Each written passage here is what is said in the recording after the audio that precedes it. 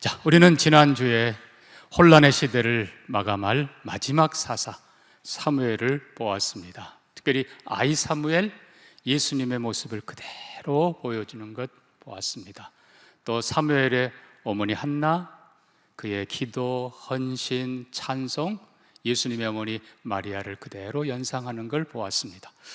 이 사무엘은 충성된 제사장, 그리고 하나님이 세우신 선지자, 그리고 무엇보다도 온 이스라엘을 다스렸던 사람. 그러나 이 사무엘의 가장 중요한 사역은 새로운 시대를 열어갈 다윗 왕에게 기름을 부어 마치 세례 요한처럼 사역하는 것이었습니다. 그래서 사무엘이 주인공이 아니고 실은 다윗이 주인공입니다. 자, 이 다윗이 중요한 것은 여러분 마태복음 1장 1절에 아브라함과 다윗의 자손 예수 그리스도의 계보라. 아브라함, 예수 그리스도 사이에 누가 있어요? 딱 한 사람, 다윗이 기록됩니다. 이 다윗이 왜 기록되는가? 먼저 이 다윗 때에 아브라함에게 하신 하나님의 언약이 성취됩니다. 정확하게 말하면 모세를 통해 시작한 출애굽이 다윗 때에 완성이 됩니다. 여러분, 제가 출애굽의 세 가지 의미를 말씀드렸는데 자주 잊어버려서 고맙습니다. 자, 첫 번째는 뭡니까? 지리적으로 출애굽, 애굽에서 출발해서 광야를 지나 약속의 땅에 들어가는 것입니다. 그런데 약속의 땅에 들어가서 정착하긴 했는데 가장 중요한 최후의 거점을 확보를 못합니다. 그게 바로 예루살렘이고 시온산입니다. 그러니까 다윗이 물론 블레셋 이기고 주의 나라 이기지만 가장 중요한 건 그 시온산성을 빼앗고 예루살렘을 쌓고 그곳에 마지막 종점이 된 것입니다. 그러니까 출애굽의 맨 중요한 첫 번째, 애굽에서 나와 약속의 땅에 시온산 거기 딱 설 때까지, 이게 출애굽의 첫 번째 의미입니다. 자, 두 번째는 우상을 섬기던 그들을 하나님께서 불러내어서 이제는 하나님만 섬기는 백성들로 삼는 것입니다.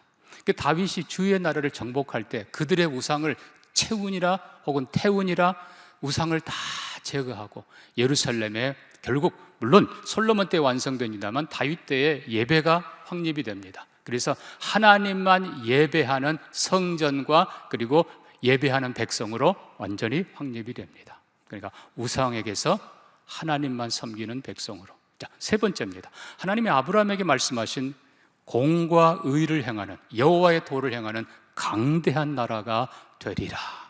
그래서 하나님께서 그들에게 십계명을 주시고 인도하셨죠. 결국은 다윗 때에 하나님 주신 말씀을 사모한 다윗을 통해서 공의의 나라를 세우고 그리고 그의 아들 솔로몬을 통해서 평화의 나라를 세우십니다. 그러니까 결국은 아브라함에게 하신 모든 약속이, 물론 중간에 모세 통해서 또 구체적으로 시작됩니다만 아브라함에게 주신 모든 약속이 다윗 때에 성취됩니다. 그래서 심지어 다윗 때에는 옛적 하나님께서 아브라함에게 네 자손이 저 위에 유브라데 강까지 그리고 아래쪽으로는 애굽 하수까지 네 땅이 되리라 했는데 다윗 때에 그대로 다 이루어집니다. 이게 다윗이 이렇게 중요한 사람이에요. 자, 근데 중요한 건 이 다윗이 오늘 우리가 살필 예수 그리스도와 어떤 관계가 있는가? 결국은 이제 중간에 선 다윗이 아브라함에게 주신 약속을 성취한 사람이고 동시에 이제 장차올 메시아를 내다보는 사람입니다. 자, 다윗과 예수 그리스도. 먼저 우리는 다윗과 예수 그리스도를 외견상 보면 너무너무 닮은 점들이 많은 걸 봅니다. 자, 다윗도 예수님도 베들레헴에 나십니다. 유대 땅 베들레헴아, 내게서 다스릴 자가 나오리라. 헤롯 왕이 메시아가 어디서 나겠느냐 물을 때 대제사장들과 서기관이 말합니다. 유대 땅 베들레헴입니다. 자, 베들레헴. 그리고 다윗은 목동, 양치는 목자. 예수님은 선한 목자 예수님. 자, 그 다음에 이 다윗은 사울을 피해 많은 도피 생활을 합니다. 마찬가지로 예수님도 헤롯의 칼을 피해서 애굽으로 피하고 나중에는 헤롯의 아들 아켈라오 때문에 저 멀리 갈릴리 산간 지역 나사렛으로 도피하십니다. 그럼에도 불구하고 다윗은 도피 중이지만 성경은 언제나 기록합니다. 여호와께서 다윗과 함께 하시니라. 이 함께, 하나님이 함께 하신다. 바로 이 임마누엘, 예수 그리스도의 이름이 임마누엘이십니다. 자, 다윗이 30살에 왕이 됩니다. 예수님이 세례받을 때 세례를 분명히 하늘에서 하나님이 이는 내 사랑을 놔두려 내 기뻐하는 자라. 그는 코로네이션, 대관식이라고 했습니다. 같은 30세에. 자, 그 다음에 다윗도 2번 왕으로 등극합니다. 먼저는 유다 지파의 왕으로 헤브론에서 다스립니다. 그리고 한 7, 8년 후에 온 이스라엘의 왕으로 등극합니다. 그리고 온 이스라엘 다스릴 뿐만 아니라 주위에 있는 블레셋, 모압, 아랍, 암몬 다 정복하고 주위에 있는 모든 나라의 왕으로 섭니다. 마찬가지로 예수 그리스도도 세례받을 때 첫 번째 왕으로 등극하십니다. 이 땅에서 많은 사역하시고 그리고 마지막 십자가 죽으시고 부활하신 예수님이 선언합니다. 하늘과 땅의 모든 권세를 내게 주셨으니, 예수 그리스도는 하늘과 땅의 모든 민족을 다스리는 왕으로 통치하십니다. 자, 우리가 다윗과 예수를 보면 닮은 부분이 너무 많은 것을 봅니다. 근데 이제 가장 근본적인 2가지가 있습니다. 그게 오늘 본문에 등장합니다. 사무엘하 7장입니다. 자, 먼저 12절 보면 다윗에게 하나님 말씀합니다. 내 수완이 차서 내가 네 조상들과 누울 때에 내 몸에서 날 내 씨를 내 뒤에 세워 그의 나라를 견고하게 하리라. 그리고 네 왕위가 영원히 서리라. 먼저는 이 솔로몬을 두고 하는 말입니다만, 자, 메시아, 장차올 메시아는 반드시 다윗 왕의 혈통적 후손이어야 합니다. 그래서 우리가 복음서를 보면 예수 그리스도 메시아를 부르는 또 다른 호칭이 다윗의 자손이요, 다윗을 통해서 그의 후손 가운데서 오실 분 예수 그리스도. 이제 더 중요한 게 있습니다. 그게 바로 다윗에게 주신 언약을 성취할 분이 바로 예수 그리스도라는 것입니다. 그럼 다윗에게 주신 언약이 뭡니까? 요약하고 요약하면 16절입니다. 자, 사무엘하 7장 16절입니다. 내 집과 내 나라가 내 앞에서 영원히 보존되고 내 왕위가 영원히 견고하리라. 사실 이 다윗에게 주신 영원한 나라, 영원한 왕권, 그래서 하나님께서는 솔로몬도 그렇고 그 다음에 또 내려가면 나라가 갈라지지만 다윗의 왕위를 지켜주시고 심지어 7살짜리, 8살짜리도 왕위를 지켜주십니다. 궁극적으로 영원한 나라, 영원한 왕권은 바로 예수 그리스도에게서 완성됩니다. 그래서 누가복음 1장은 이렇게 기록합니다. 아들을 낳으리니 이름을 예수로 하라. 그가 큰 자가 되고 지극히 높으신 이 아들이라 일컬을 것이고 주 하나님께서 그 조상 다윗의 왕위를 그에게 주시리니 영원히 야곱의 집을 왕으로 다스릴 것이며 그 나라가 무궁하리라.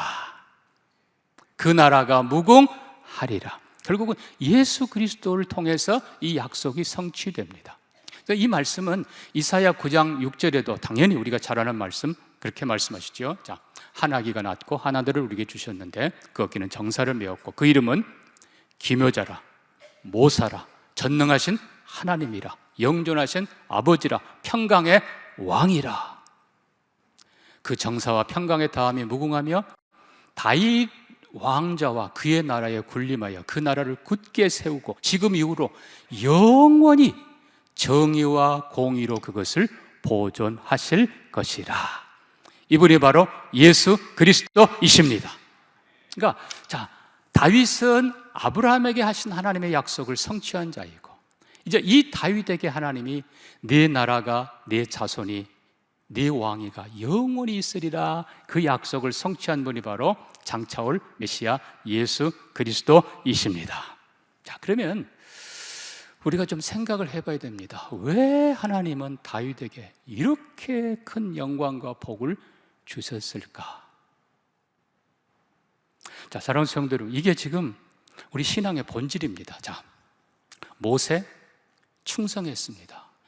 히브리서에 보면 사환으로 충성했다. 그리고 예수님은 아들로 충성했다. 왜? 모세 충성했어요. 사무엘 충성된 제사장이었어요. 근데 자, 다윗은 그러면 무엇이 다른가? 여러분, 이게 정말 이게 중요한 부분입니다. 모세나 사무엘은 물론 그 시대에 충성했습니다. 참이 나무랄 것 없이 충성한 사람입니다. 근데 다윗은 그 이상입니다. 이게 중요한 겁니다. 왜 하나님이 다윗에게 그렇게 복을 주셨는지, 도대체 다윗에게 뭐가 있었는지. 여러분, 지금 제가 말씀드리는 이 부분이 바로 다윗 속에 들어있는 메시아의 본질, 우리말로 DNA, 메시아의 본질, 모세를 뛰어넘는, 사무엘을 뛰어넘는, 시대를 뛰어넘는 하나님이 원하시는 영원한 본질, 그게 바로 다윗의 이름 안에 열쇠가 있습니다.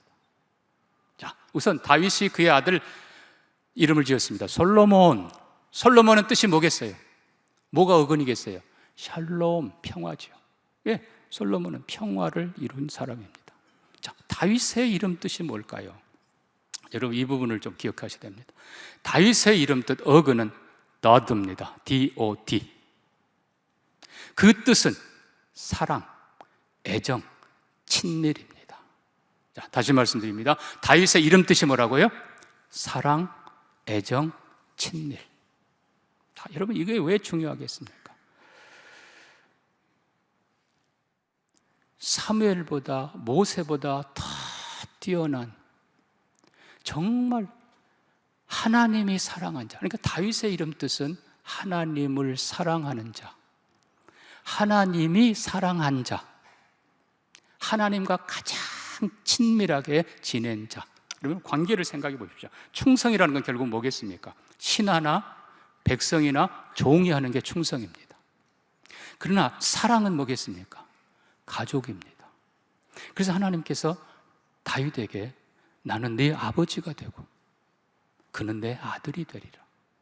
여러분, 이 애정, 사랑, 친밀, 이게 바로 다윗의 본질인 거예요. 그래서 성경은 분명히 얘기합니다.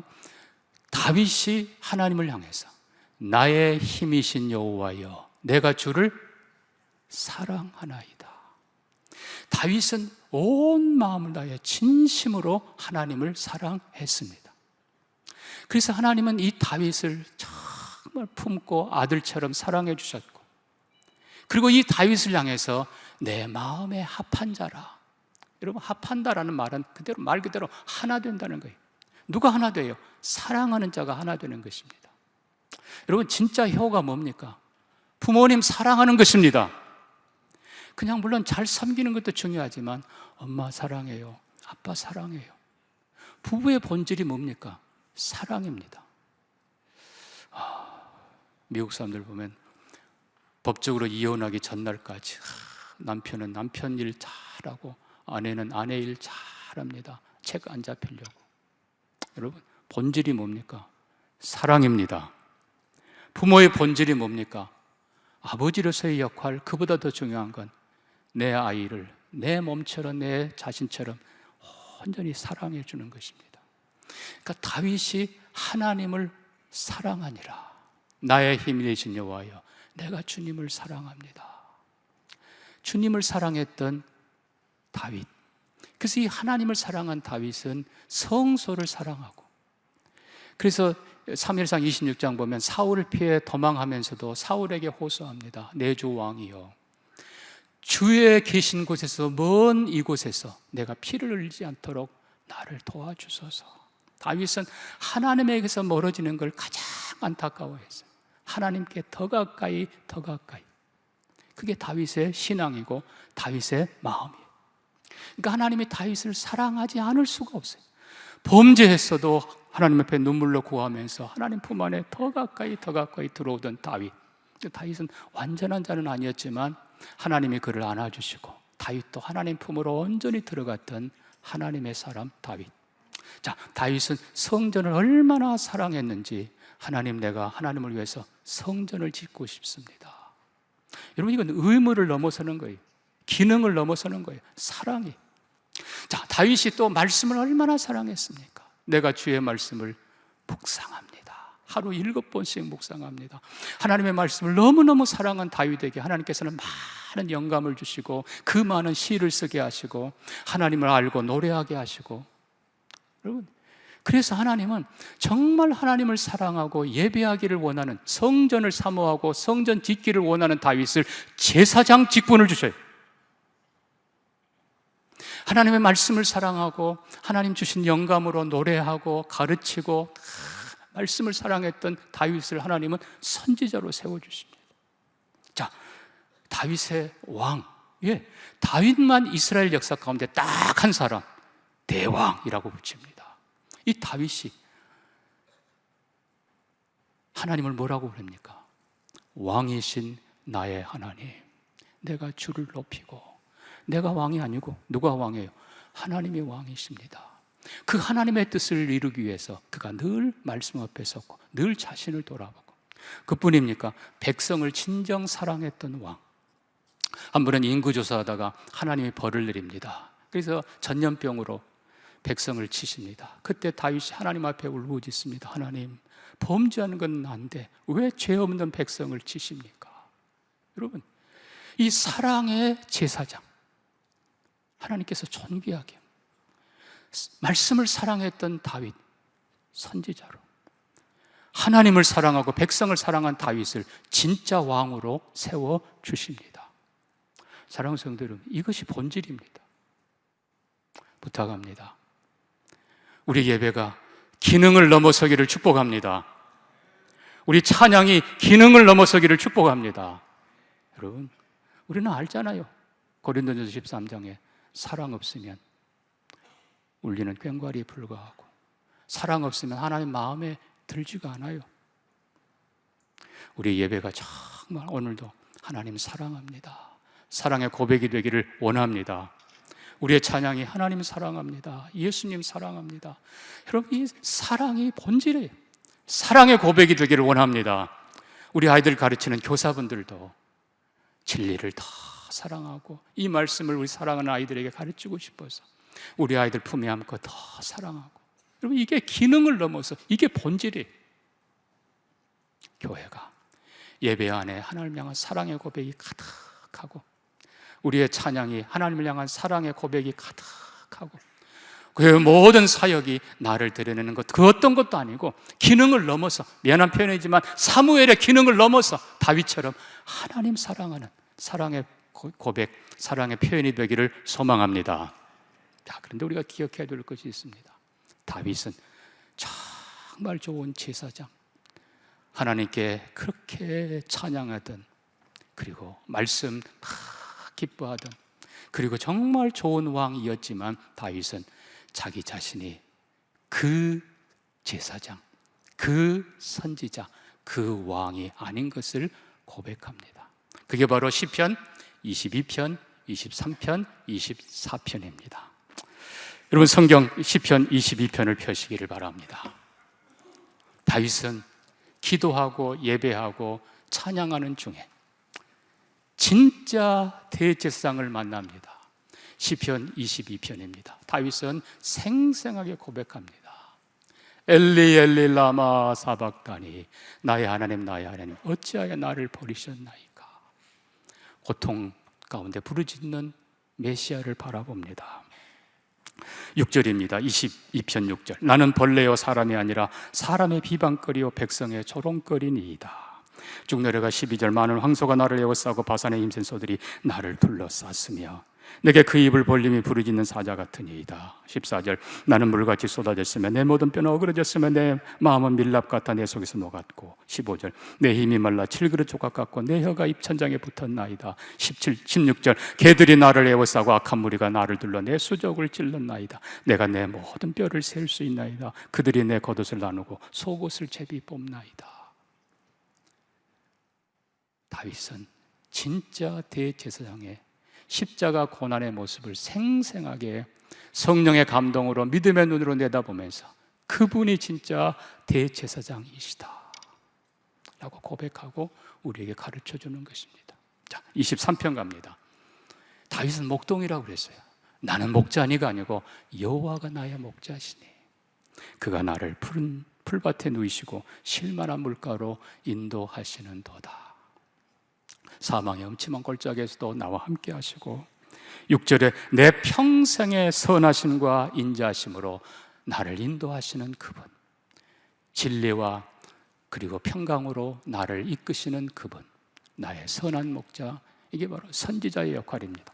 나를 믿음으로 가장 아름답게 인도하시는 그분이 오신다. 자, 24편입니다. 다윗은 대왕입니다. 그러나 다윗은 고백합니다. 내가 아니라 영광의 왕이 오신다. 7절입니다. 문들아 너희 머리를 들릴지어다. 영원한 문들아 들릴지어다. 영광의 왕이 들어가시리로다. 영광의 왕이 누구시냐? 강하고 능한 여호와시오, 전쟁에 능한 여호와시로다. 문들아 너희 머리를 들지어다. 영원한 문들아 들릴지어다. 영광의 왕이 들어가시리로다. 영광의 왕이 누구냐? 만군의 여호와께서 곧 영광의 왕이시로다. 이미 하나님은 하늘 보좌에 계신 분이에요. 근데 이 땅에서 고난당하시고 십자가로, 그리고 이 땅에서 우리를 의의 길로 인도하시고, 그리고 하늘 영광에 들어가신 분이 계신다. 문들아 활짝 열려라. 그분이 영광 중에 들어가신다. 메시아 예수 그리스도이십니다. 오래전에 영국 런던의 한 외곽 지역에 허름한 농가가 하나 있었습니다. 어느 가을날 갑자기 폭우가 쏟아지는데, 마침 거기를 지나던 작은 일행이 폭우가 쏟아지니까 그 중에 한 사람이 막 농가로 달려옵니다. 달려와서 문을 두드리면서 혹시 우산 좀 빌려주시겠습니까? 농부는 이렇게 보니까 우산이 3개가 있었대요.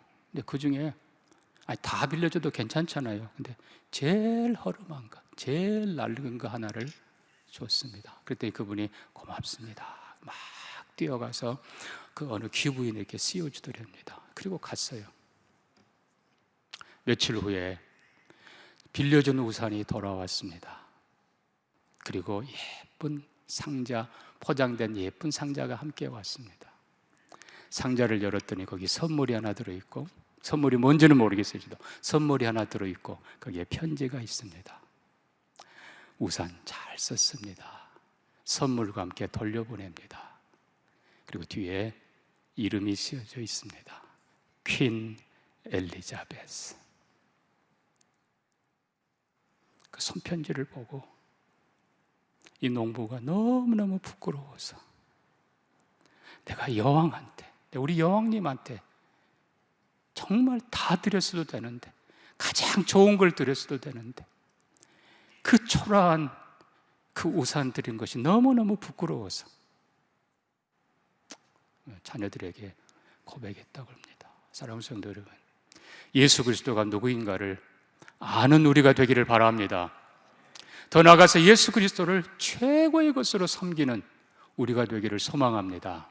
자, 다윗의 나라, 결국 예수 그리스도의 나라의 모형입니다. 다윗의 나라는 이스라엘 백성 중심이고 한시적인 나라이지만, 예수 그리스도의 나라는 모든 나라, 민족, 온 세계를, 온 우주를 품는 나라이고 영원한 나라입니다. 다윗의 고난, 사울을 피해 다닌 고난이었지만 예수 그리스도의 고난은 십자가를 이겨내신 고난입니다. 다윗의 승리는 블레셋과 모압과 암몬 정도를 이긴 거지만, 예수 그리스도의 승리는 죄와 사망과 사탄과 흑암의 권세를 이긴 완전한 승리이십니다. 이 위대한 예수 그리스도, 다윗 대왕, 그보다 훨씬 더 크신 분이십니다. 그분이 이 성탄절의 주인이십니다. 사랑하는 성도 여러분, 예수 그리스도가 얼마나 위대한 분인가를 다시 한번 깨닫고, 다윗은 성전을 사랑했고 성전을 짓기를 사모했지만 예수 그리스도가 바로 성전 자체였습니다. 다윗은 말씀을 사랑했지만 예수 그리스도는 말씀이 육신이 되어 이 땅에 오신 말씀 자체이십니다. 예수 그리스도, 그분이 바로 진정한 왕의 왕이십니다. 예수 그리스도 바로 깨닫고 그분 앞에 부끄럽지 않게 훗날 그분이 우리가 했던 걸 그대로 꺼내놓으면, 망가진 우산 고맙소, 여러분 얼마나 부끄럽겠습니까? 예수 그리스도 가장 높이며 가장 기쁘게 섬기는 우리의 성탄절과 우리의 믿음과 우리의 삶이 되기를 원합니다.